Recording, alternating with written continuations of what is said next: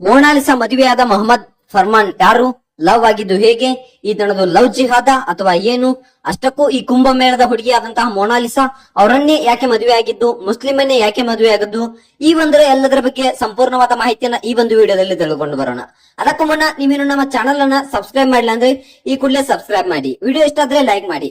Video ಬಗ್ಗೆ ನಿಮ್ಗೆ ಏನ್ ಅನಿಸುತ್ತೆ ಅನ್ನೋದನ್ನ ಈ ವಿಡಿಯೋ ಕೆಳಗಡೆ ಕಮೆಂಟ್ ಮಾಡಿ. ನೀವೇನಾದ್ರೂ ನಮ್ಮ ಒಂದು ವಿಡಿಯೋನ ಫೇಸ್ಬುಕ್ ಪೇಜ್ ಅಲ್ಲಿ ನೋಡ್ತಾ ಇದ್ರೆ ದಯವಿಟ್ಟು ನಮ್ಮ ಪೇಜ್ ಅನ್ನ ಫಾಲೋ ಮಾಡಿ. ಹಾಗಿದ್ರೆ ಬನ್ನಿ ತಡ ಯಾಕೆ ಮಾಡೋದು, ವಿಡಿಯೋನ ಸ್ಟಾರ್ಟ್ ಮಾಡೋಣ.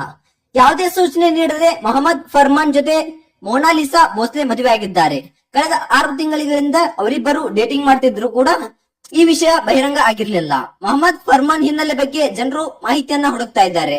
ಅದಕ್ಕೆ ಉತ್ತರ ಏನಪ್ಪಾ ಅಂತ ಅಂದ್ರೆ ಇಲ್ಲಿ ನಾವು ಹೇಳ್ತೀವಿ ಈ ಒಂದು ವಿಡಿಯೋದಲ್ಲಿ.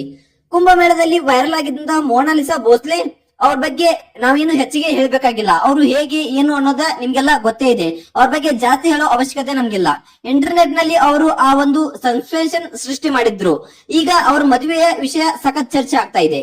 ಯಾವುದೇ ಸೂಚನೆ ನೀಡದೆ ಸಡನ್ ಆಗಿ ಅವರು ವೈವಾಹಿಕ ಜೀವನಕ್ಕೆ ಕಾಲಿಟ್ಟಿದ್ದಾರೆ. ಹೌದು ಸ್ನೇಹಿತರೆ, ಮುಸ್ಲಿಂ ಸಮುದಾಯದ ಮೊಹಮ್ಮದ್ ಫರ್ಮಾನ್ ಅನ್ನುವಂತವನ ಜೊತೆ ಮೋನಾಲಿಸಾ ಅವರು ದಾಂಪತ್ಯ ಜೀವನವನ್ನ ಆರಂಭಿಸಿದ್ದಾರೆ.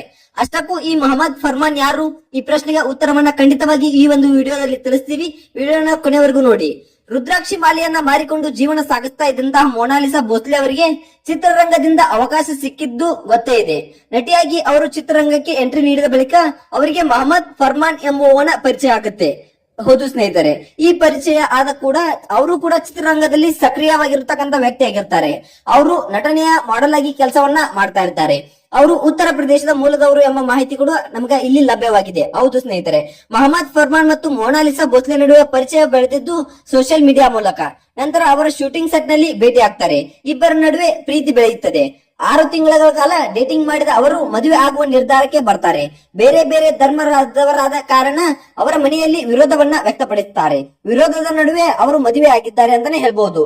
ವಿಶೇಷ ಏನಪ್ಪಾ ಅಂತ ಅಂದ್ರೆ ಮೊಹಮ್ಮದ್ ಫರ್ಮಾನ್ಗೆ ಈ ಮೊದಲೇ ಪ್ರಪೋಸ್ ಮಾಡಿದ್ದು ಮೋನಾಲಿಸಾ ಭೋಸ್ಲೆ ಅಂತೆ. ಹೌದು ಸ್ನೇಹಿತರೆ, ಮದುವೆಯ ಬಳಿಕ ನಡೆದ ಸುದ್ದಿಗೋಷ್ಠಿಯಲ್ಲಿ ಅವರು ಈ ವಿಷಯವನ್ನ ಬಹಿರಂಗಪಡಿಸಿದ್ದಾರೆ. ಮೋನಾಲಿಸಾ ಪ್ರಪೋಸ್ ಮಾಡಿದಳು, ನಾನು ಮೊದಲು ಒಪ್ಪಿಕೊಳ್ಳಿಲ್ಲ, ಆಮೇಲೆ ಆಕೆ ನನ್ನನ್ನ ಮನವೊಲಿಸಿದಳು ಅಂತ ಮೊಹಮ್ಮದ್ ಫರ್ಮಾನ್ ಇಲ್ಲಿ ಸ್ಪಷ್ಟವಾದ ಹೇಳಿಕೆಯನ್ನ ಇಲ್ಲಿ ಸುದ್ದಿಗೋಷ್ಠಿಯಲ್ಲಿ ಮೊಹಮ್ಮದ್ ಫರ್ಮಾನ್ ಅವರು ಹೇಳಿದ್ದಾರೆ.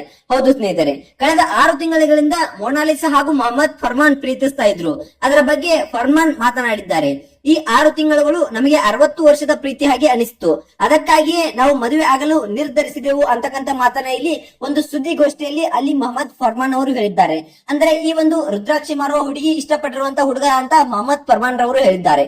ಕೇರಳದ ದೇವಸ್ಥಾನವೊಂದರಲ್ಲಿ ಹಿಂದೂ ಪ್ರಕಾರದ ಮದುವೆ ಇಲ್ಲಿ ನಡೆದಿದೆ ಅಂತಕ್ಕಂಥ ಮಾತನ್ನ ನಾವು ಇಲ್ಲಿ ತಿಳ್ಕೊಳ್ಬಹುದು. ಇಲ್ಲಿ ಕೆಲವೊಂದಿಷ್ಟು ಕಮೆಂಟ್ ಗಳು ಏನು ಬರ್ತಾ ಇದೆಯಪ್ಪ ಅಂತಂದ್ರೆ ಇದು ಮತಾಂತರವಾಗಿ ಮದುವೆ ಆಗಿದ್ದಾರೆ, ಇದು ಒಂದು ಕೇರಳ ಕಾಶ್ಮೀರ್ ಫೈಲ್ ಸ್ಟೋರಿ ತರ ಆಗುತ್ತೆ ಅಂತಕ್ಕಂಥ ಮಾತನ್ನ ಇಲ್ಲಿ ಹೇಳ್ತಾ ಇದ್ದಾರೆ.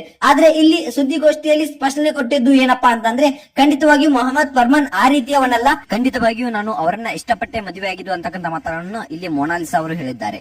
ಸೊ ಈ ಒಂದು ಮದುವೆ ಬಗ್ಗೆ ನಿಮ್ಗೆ ಏನಿಸುತ್ತೆ, ಈ ಒಂದು ಸುದ್ದಿಗೋಷ್ಠಿ ಬಗ್ಗೆ ನಿಮ್ಗೆ ಏನಿಸುತ್ತೆ ಅನ್ನೋದನ್ನ ವಿಡಿಯೋ ಕೆಳಗಡೆ ಕಮೆಂಟ್ ಮಾಡಿ. ವಿಡಿಯೋ ಇಷ್ಟ ಆದ್ರೆ ಲೈಕ್ ಮಾಡಿ, ಶೇರ್ ಮಾಡಿ, ಹಾಗೆ ಸಬ್ಸ್ಕ್ರೈಬ್ ಮಾಡೋದ್ರ ಮೂಲಕ ನಮಗೆ ಸಪೋರ್ಟ್ ಮಾಡಿ.